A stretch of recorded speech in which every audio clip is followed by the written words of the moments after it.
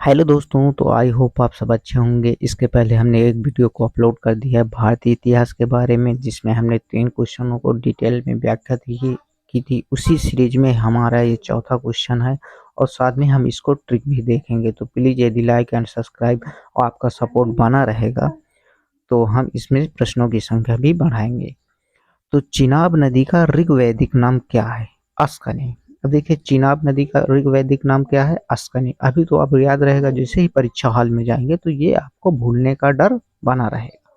तो इसको हम परीक्षा हॉल में कैसे सॉल्व कर सकते हैं? देखिए, अस्कनी को क्या लिख सकते हैं? ASK, यानी अस्कनी को हम आस्क यानी पूछना है।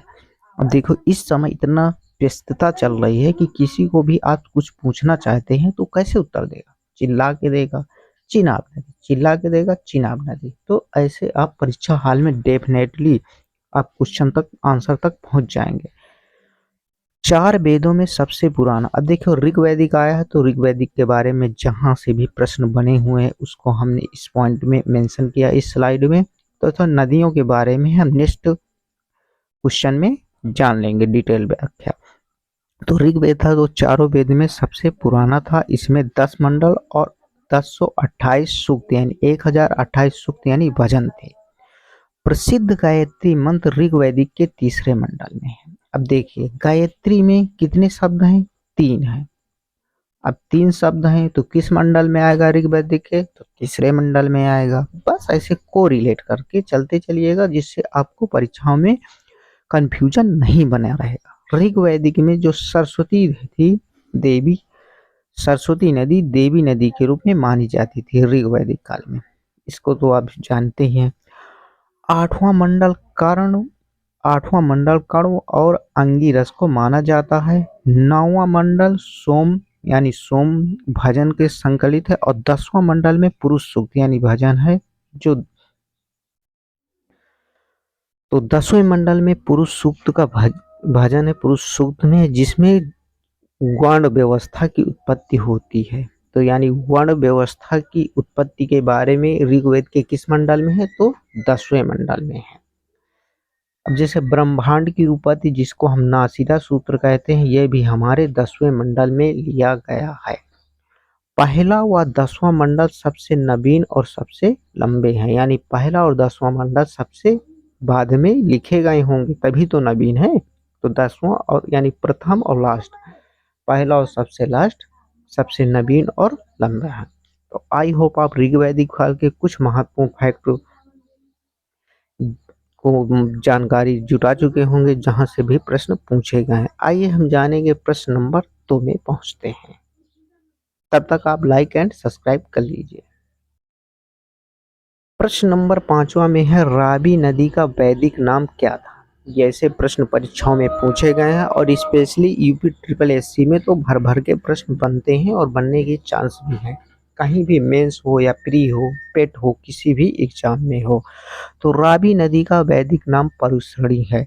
आइए आज हम इतने नदियों के नाम, वैदिक नाम और आधुनिक नाम को याद कर लेते हैं, जिससे आने वाली परीक्षाओं में हमको दिक्कत ना हो। देखो, अस्कनी को हम याद कर सकते हैं। आस्क यानी पूछे हैं तो चिल्लाया है, चिनाब के रूप से। तो ये तो हमारा याद हो चुका है। अब देखिए, परुष्णी। परुष्णी, परुष्णी यानी एक तरह से पुरुष आ रहा है। पुरुष यानी कठोरता यानी कठोर। तो रावी अब इस समय क्या है? रावी एक तरह से शांत स्वभाव की है। तो परुष्णी रावी नदी। अब देखिए, एक समय जो सीरियल आता था तो वो रावी जो थी तो पुरुष का रोल करती थी। ऐसे आप को रिलेट करके याद रख सकते हैं। अब देखिए, बीतस्ता। बीतस्ता का मतलब होता है, बीतस्ता का यानी वितरित पानी। बीतस्ता यानी वितरित पानी। अब वितरित पानी है यानी धारा तेज है। अब धारा तेज है तो आपको क्या करना पड़ेगा? झेलना पड़ेगा, यानी वितेशता झेला। आई होप आप समझ चुके होंगे और याद भी हो चुका होगा। तो वितरित पानी था, वितेशता यानी वितरित, वितरित यानी तेज धारा थी, तो उसको हम झेल रहे हैं। तो वितेशता भी है और अस्कनी और परसुणी याद हो चुका होगा, आई होप। बी पासा। अब बी पासा और ब्यास। बी पासा और ब्यास। अब देखिए, बी पासा बी पासा को हम पास यानी पास से बी को कैंसिल कर सकते, पास से रिलेट करिए।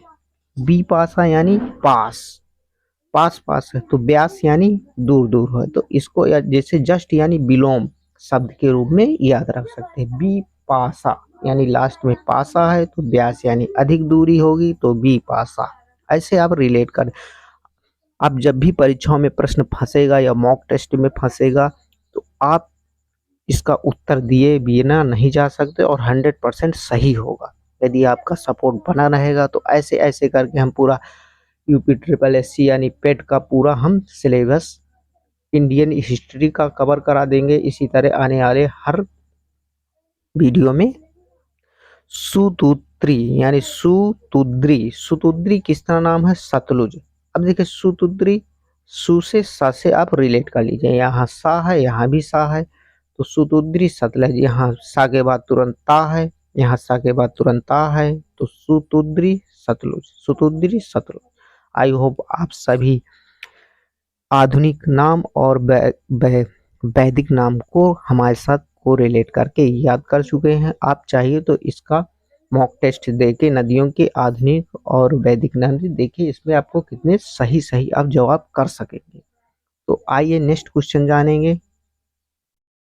यहाँ से भी प्रश्न परीक्षाओं में बने हुए हैं कि वैदिक काल में 8 प्रकार के विवाह होते थे, उनमें से कौन सा विवाह प्रेम विवाह था? तो नेक्स्ट वीडियो में हम 8 प्रकार के विवाह के बारे में जानेंगे तथा साथ ही जानेंगे उनमें से कौन सा विवाह प्रेम विवाह है। यदि आपको नॉलेज है आपको तो इसमें आप कमेंट बॉक्स में इसका सही जवाब का उत्तर दे सकते हैं। नेक्स्ट वीडियो में इसकी डिटेल यानी 8 प्रकार के विवाह देखेंगे और साथ ही कोशिश करेंगे कि आपको जस्ट परीक्षा मतलब इसी क्लास में ही याद हो जाए, दोबारा वीडियो और पढ़ने की कोई ज़रूरत ना पड़े। तो प्लीज़ चैनल को लाइक एंड सब्सक्राइब कर लीजिएगा।